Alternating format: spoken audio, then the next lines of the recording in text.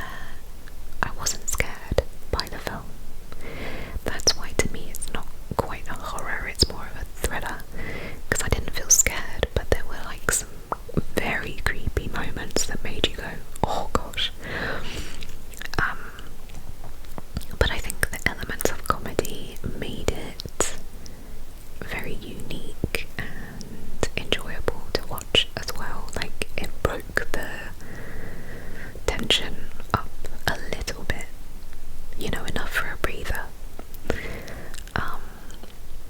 In fact, it made me kind of find things amusing that maybe I shouldn't have. For example, when the principal Marcus, this was actually one of like the scariest parts of the movie for me as well. That's what I mean, it had this weird juxtaposition going on. When the witch makes Marcus attack his husband, oh my goodness, like that was a terrible, terrible scene, and it just showed how evil this witch really was, because there was no need, there was absolutely zero reason for that to happen. But at the same time, after that, and then he's chasing after Justine, he's running through the town, I couldn't help but smile at his appearance.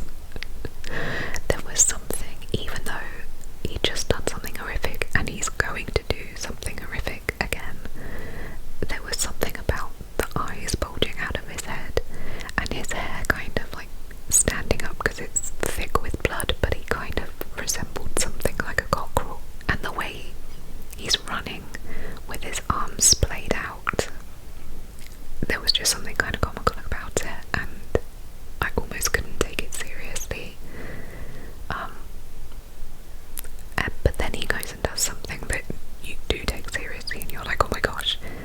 But there's this like split second where I had a little smile, you know, like he looks fucking crazy in the funniest way and in yet the most horrific, insane way. So yeah, I really enjoyed, I forget her name, who plays Justine. She's a wonderful actress. I obviously know her from Ozark. She's brilliant. I really enjoy watching her. And yeah, I really enjoyed this movie. I think another scene that for me was one of the creepiest is when Justine is sat outside of Alex's house and she's fallen asleep in the car, and then a woman comes out of the house, gets into her car behind her, and comes up and snips a lock of her hair off. That whole moment was terrifying for me. I was like, oh wow, what's about to happen? Because at this point you still don't know that it's a witch.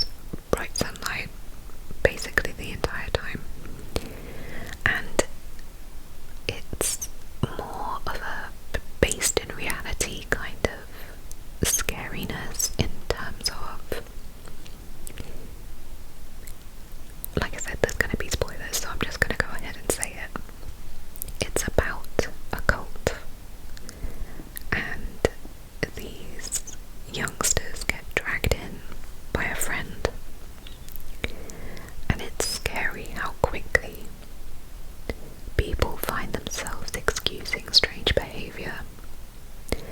When someone you think you trust explains it to you, or you feel like you don't want to be disrespectful to people's beliefs, so you just kind of let things slide. It's very interesting and creepy, and it just goes to show how easily manipulated the human mind can be, and we have to be very, very careful with who we surround ourselves with, and, you know, trying to keep your head screwed on in terms of like picking up when no, this isn't right, and it doesn't matter what you say, it's not right.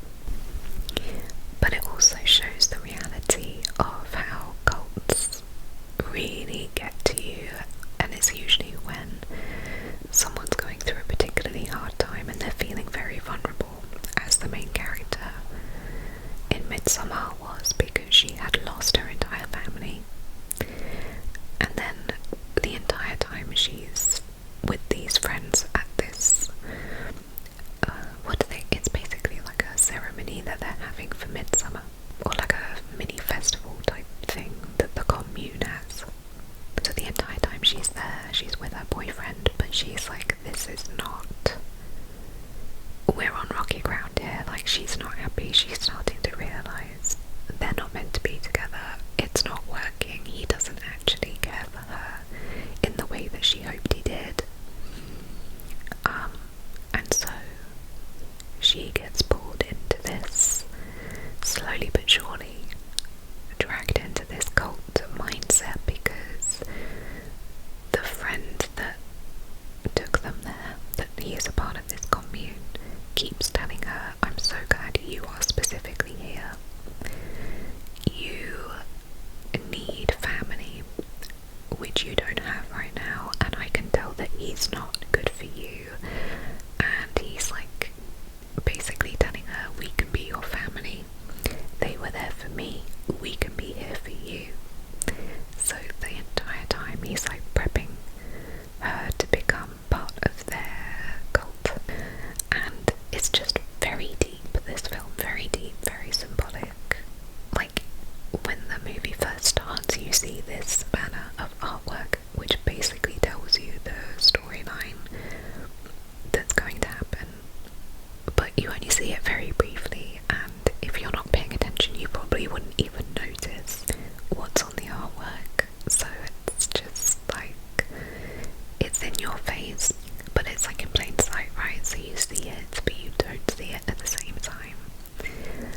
It was great because it has this like very insidious feeling throughout the entire movie, like you know this place is not good from the beginning, and yet you almost feel guilty for thinking that way, because they all seem quite nice and friendly, etc., but very set in their ways and very specific, and then shit starts happening and you're like, wow, okay. I'll try not to say too much, because otherwise I'll just tell the whole story, but it's a mindfuck, this one. Sorry for the swearing, but it really is. But yeah, the scariest part of it is the mind games, I think. Obviously there were some crazy things that happened too, like burning people alive. I mean, they put her boyfriend at the end, oh my god, they put him inside of a real bear skin and then set him on fire. I mean, and I'm not even really sure why. I mean, to sacrifice to their god, which I can't even remember if the god had a name, but it was all part of some sacrificial ritual to something, and it's just mental, it's just all crazy. But that was the scariest thing, is how crazy all these people are, and yet they've convinced themselves that this is all fine, this is all for the greater good, like we're not actually doing anything bad here, even though you're literally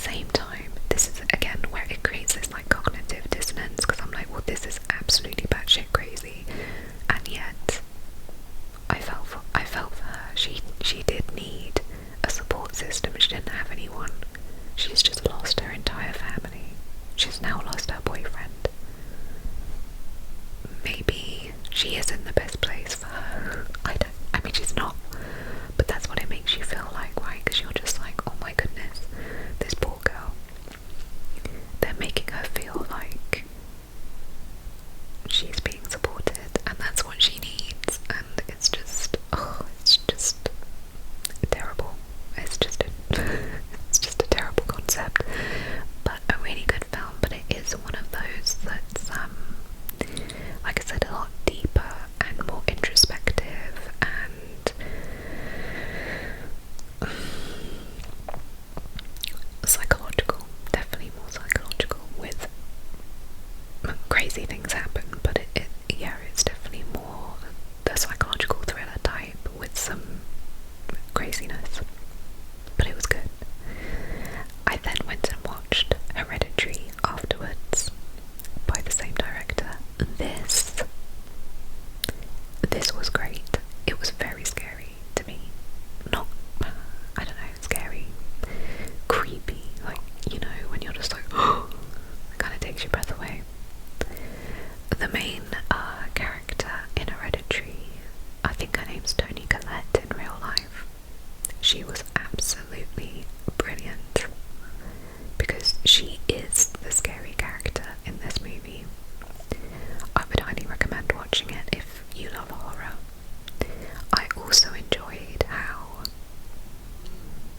again, it's basically to do with a cult. I mean, that's kind of what ends up becoming apparent by the end, is that they're all part of some weird cult that have weird beliefs, and it makes them do strange things. But it's, again, with the name Hereditary, at first I was like, oh, is this gonna be like another mental illness situation? And it does play with that a little bit as well, because I believe that the main character talks about her mum having a mental illness, and I forget what it is. It might have been bipolar, but I'm not entirely sure.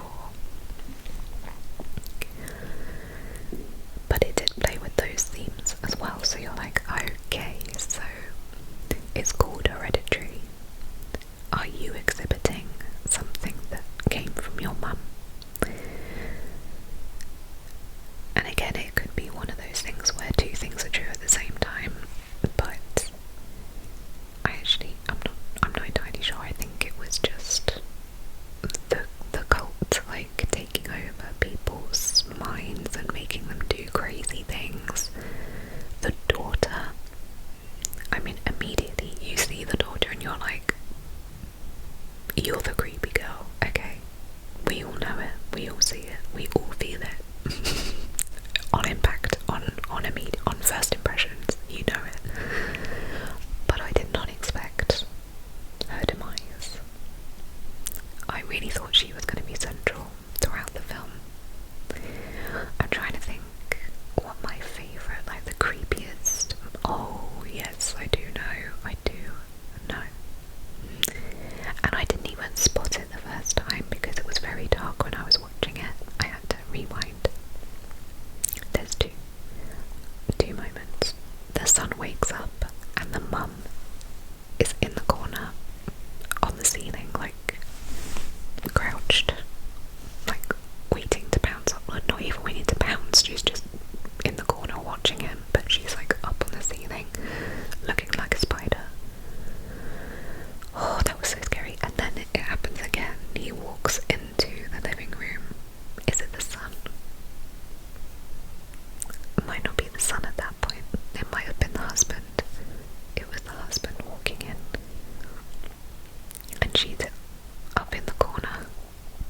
Oh, so freaky. So freaky. I felt so sorry for the son the entire time.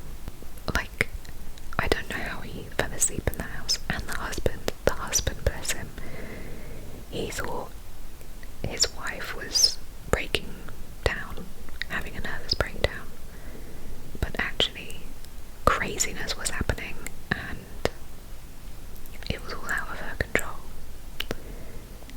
and she was trying her best to stop it all from happening, but she was unsuccessful.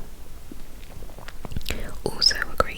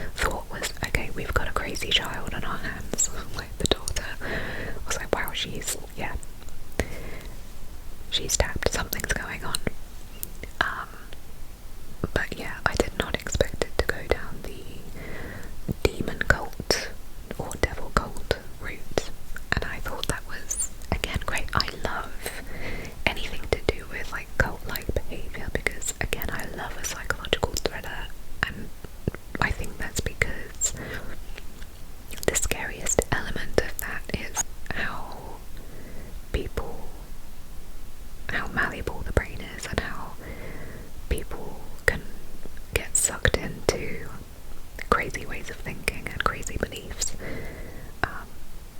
And that's very real, and that's why it's so scary. But yeah, I really, really enjoyed Hereditary. I think that might have been the scariest one out of all of them. That and Haunting of Hill House. Those two were the creepiest for me. Hereditary was maybe number one for being on the creep factor. Okay, so the next thing I'm going to talk about is not really a horror.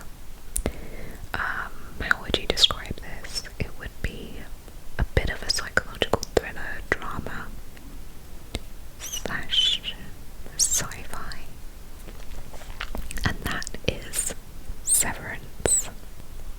I binge watched 2 seasons in like a week, maybe less. That's how good this show is.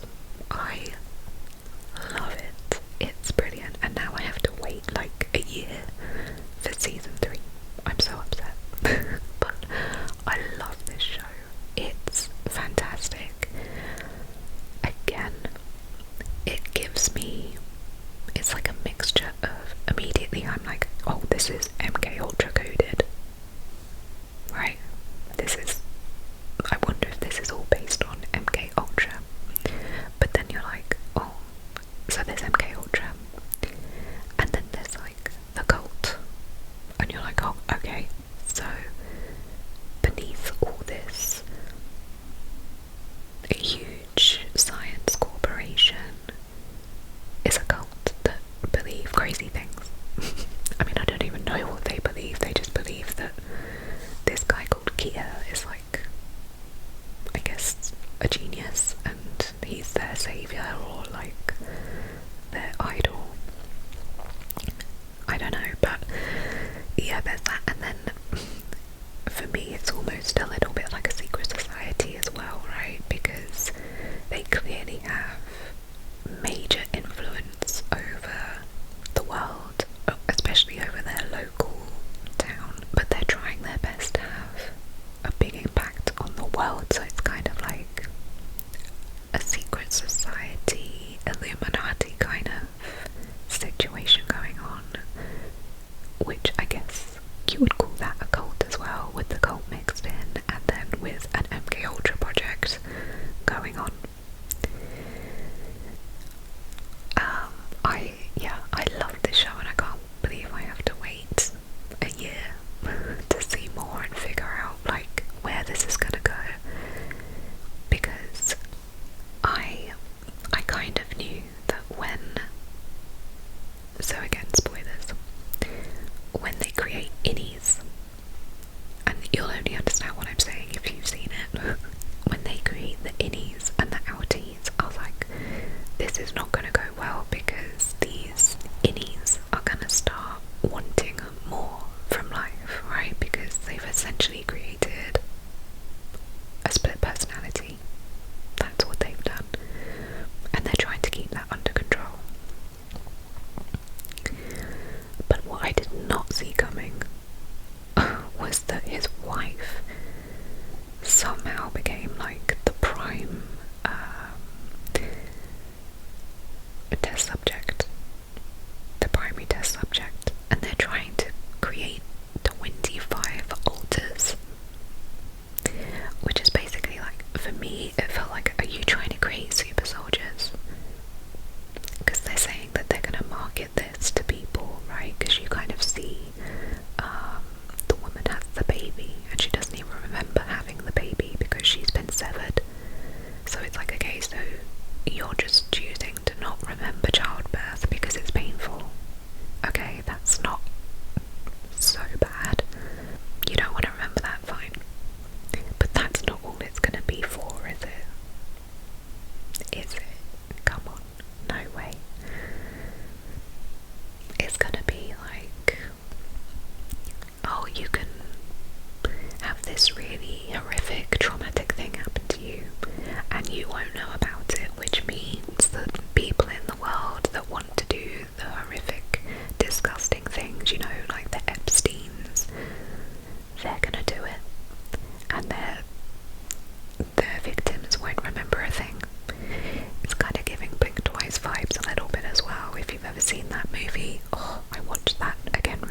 I wasn't gonna talk about this, and I won't too much, but I've seen that like 3 or 4 times now, and I might even do a video about that at some point, because that's very symbolic, because straight after that movie, like, all the P. Diddy stuff came out, and I was like, you know, Zoe Kravitz is in that world, I wonder if she knew some stuff. But anyway, back to Severance. Brilliant, brilliant, brilliant, brilliant. Cannot recommend it enough. So gutted that I've watched it all. And then watching it has made me think, like, I need to do an MK Ultra video. It's gonna have to happen. People need to know. If you don't know, you need to know. Because I wonder sometimes if that stuff still happens on the down low. Do you know what Severance also reminded me of? The film The Island. If you haven't seen The Island, watch that. If you have seen The Island, you might know what I'm referencing here. Obviously it's different. Like, in The Island, it's all about organs, and people aren't even meant to be a thing in the lab, but they are. Whereas these are always humans, but they're like possessions, right? Because the outies essentially have all the control over them and their lives. Because we see that with Ellie, right? She's desperate to get out, desperate, and yet her outie is like, nah, you're not. I created you. You're gonna do as I say.